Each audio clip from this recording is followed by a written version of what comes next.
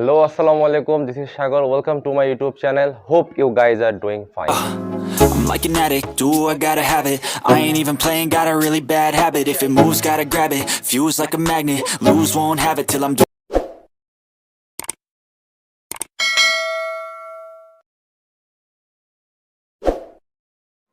আজকে কথা বলবো মোটরসাইকেলের ব্রেকিং পিরিয়ড নিয়ে। চলুন ভিডিওটি শুরু করা যাক।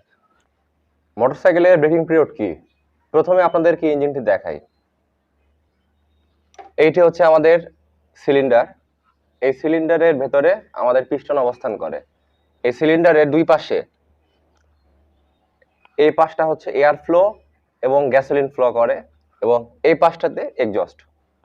আচ্ছা, ব্রেকিং পিরিয়ড কি এবং ব্রেকিং পিরিয়ড আপনারা কিভাবে মেনটেন করবেন, এই বিষয় নিয়ে কিন্তু অনেকের অনেক মতবাদ আছে।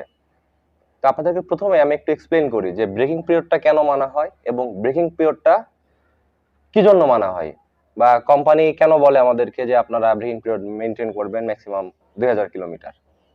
আচ্ছা, এই যে সিলিন্ডারটা দেখছেন, এই সিলিন্ডারটার ভেতরে কিন্তু পিস্টন থাকে। এই পিস্টনটা কি করে? ওঠানামা করে। যে ব্লকের ভেতরে পিস্টনটা ওঠানামা করে, সেই ব্লকটাকে কিন্তু প্রথম অবস্থায় আমাদেরকে শাইনিং করে নিতে হয়। এই শাইনিং করে নেওয়ার জন্য কোম্পানি আমাদের রিকমেন্ড করে যে আপনি ব্রেকিং পিরিয়ডটা মেনটেন করবেন। আসলে আমাদের গাড়িগুলো কিন্তু 4 স্ট্রোক, সিঙ্গেল সিলিন্ডার, 2 ভালভ বা 4 ভালভের হয়ে থাকে। এখন আপনাদের মনে প্রশ্ন থাকতে পারে যে 4 স্ট্রোক কি? আচ্ছা, আমাদের যে পিস্টনটা আছে, এই পিস্টনটা একবার ওঠে একবার নামে, একবার ওঠে একবার নামে। এইভাবে যখন 4টা স্ট্রোক কমপ্লিট করে তখন আমরা এটাকে বলি 4 স্ট্রোক ইঞ্জিন। ব্রেকিং পিরিয়ড নিয়ে আমাদেরকে কিন্তু অনেক সাজেশন দেয়। ভাই আপনি 50-এর উপরে গাড়ি চালাবেন না, 45-এর উপরে গাড়ি চালাবেন না, আপনি গাড়ি রাফ চালাবেন না, গাড়ি বেশি রেফ করে চালাবেন না। আসলে এই মতামতগুলো কতটা সঠিক, আজকে সেই বিষয় নিয়ে আমি আপনাদের সঙ্গে কথা বলবো। দেখুন, ব্রেকিং পিরিয়ড সবকিছুরই আছে। একটা মোটরসাইকেলের চাকা বলেন, ইঞ্জিন বলেন,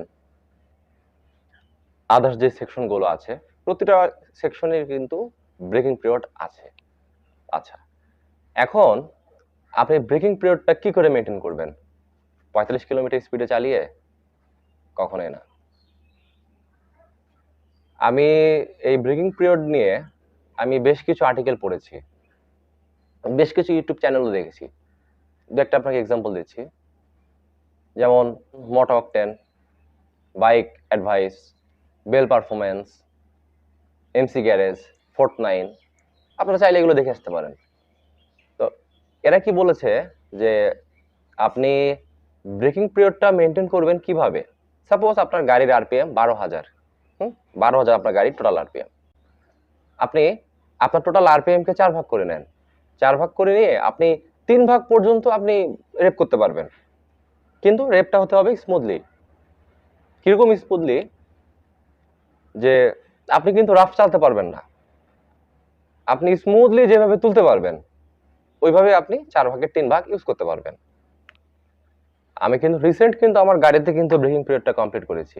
তো আমি সব সময় এই আর্টিকেলগুলো ফলো করি। তারপরে আপনাদের যেই ইউটিউব চ্যানেলগুলোর নাম বললাম, আমি কিন্তু এগুলোকে ফলো করি। ফলো করে আমি ব্রেকিং পিরিয়ডটা মেনটেন করেছি এবং আমি আমার প্রিভিয়াস গাড়িগুলোতে সেম ভাবে ব্রেকিং পিরিয়ডটা মেনটেন করি। আমি কখনোই কিন্তু 45-50 স্পিডে গাড়ি চালাই না। ওই শোরুমের পিএইচডি করা সেলস ম্যানেজার আপনাকে হয়তো পরামর্শ দিবে যে ভাই গাড়ি 45-50 চালিয়েন না, কিন্তু এগুলো ভাই শোনার দরকার নাই। আমরা স্বাধীন দেশে বাস করি। আপনারা চাইলে আপনারা আর্টিকেল দেখতে পারেন, আপনারা চাইলে বড় বড় চ্যানেলগুলো দেখে আসতে পারেন। তারা কি বলেছে যে আপনি গাড়ি স্মুথলি রান করাতে পারবেন, সমস্যা নেই, কিন্তু আপনি রাফ চালাতে পারবেন না। আপনি কি করবেন যে আপনি গাড়ি 50-60-70 চালাচ্ছেন, আধা ঘন্টা চালানোর পর আপনি একটু রেস্ট দেন 5 মিনিট, 5 মিনিট রেস্ট দিয়ে আপনি আবার গাড়ি রান করেন, কোনো প্রবলেম নেই।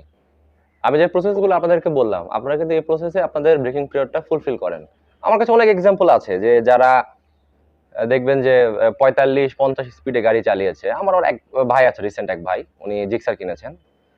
তো উনি শোরুমে যেটা বললাম আপনাদের যে পিএইচডি করা সেলস ম্যানেজার, উনি কিন্তু বলেছিলেন যে ভাই আপনি 45-50 স্পিডে বেশি চালাবেন না।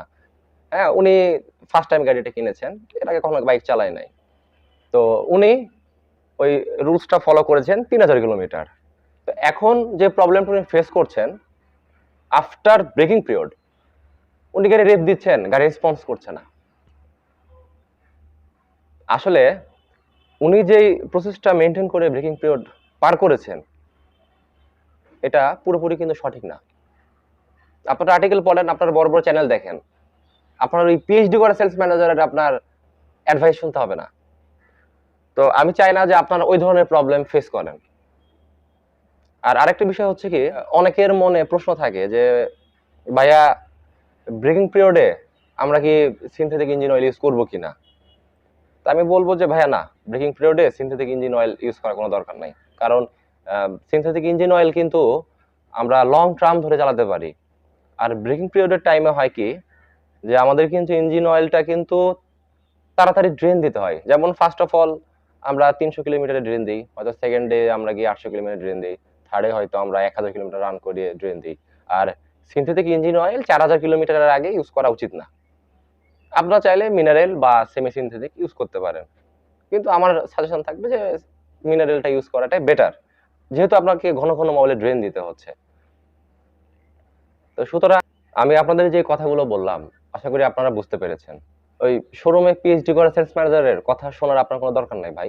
আপনি বড় বড় আর্টিকেল পড়েন, আপনি এই ব্রেকিং পিরিয়ড নিয়ে রিসার্চ করেন। ওই 45-এ চালান, 50-এ চালান, এই কথা বাদ দেন ভাই। এগুলো একদম মাথা থেকে ঝেড়ে ফেলে দেন। আপনি গাড়ি স্মুথলি চালান, আপনি যেভাবে নর্মালি রাইড করেন আপনি নর্মাল রাইড করেন, কোনো প্রবলেম নাই। বাইক রিলেটেড কোনো প্রশ্ন থেকে থাকলে আপনারা অবশ্যই আমাকে কমেন্টস করে জানাতে পারেন। আর আপনারা বাইকের কি রিলেটেড আরো ভিডিও চান, এটাও কিন্তু আমাকে কমেন্টস করে জানাবেন। আর হ্যাঁ, আপনাদের সাপোর্ট ছাড়া কিন্তু আমার আগানো সম্ভব না। সুতরাং আশা করব আপনারা সবাই আমাকে সাপোর্ট করবেন। আর আমার ভিডিওটি ভালো লাগলে অবশ্যই একটা লাইক এবং আমার চ্যানেলকে সাবস্ক্রাইব করে দিবেন। ধন্যবাদ প্রত্যেককে। ভালো থাকুন, সুস্থ থাকুন। খোদা হাফেজ।